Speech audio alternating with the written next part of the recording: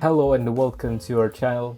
For today's video, I'm going to teach you how to fix Roblox face tracking not working or showing. Before we started, please don't forget to like and subscribe and click the notification bell for you to be updated to our latest tutorial videos.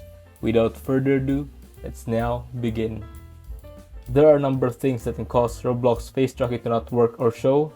These include you are not 13 years old or older, face tracking is not yet available in your region, you do not have an email and phone number linked to your Roblox account, you have not enabled face tracking in your Roblox settings, you are not using a compatible device, you are not using a compatible game, there is a problem with the Roblox servers. There are a few things you can do to try to fix Roblox face tracking not working or showing. 1. Check your age. Make sure that you are 13 years old or older. If you are not, you will not be able to use face tracking. 2. Check your region. Face tracking is not yet available in all regions. You can check the Roblox status page to see if face tracking is available in your region. 3. Check your email and phone number. Make sure that you have an email and phone number linked to your Roblox account.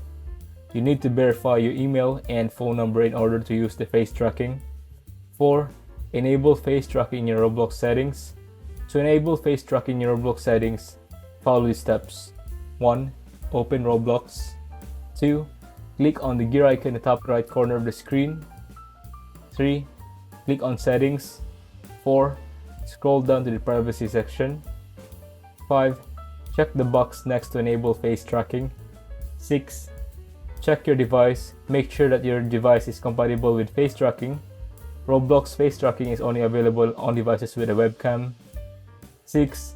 Check the game. Make sure that the game you are playing supports face tracking. Not all games support face tracking. 7. Check the Roblox servers. If you have tried all of the above and you are still having problems, it is possible that there is a problem with the Roblox servers.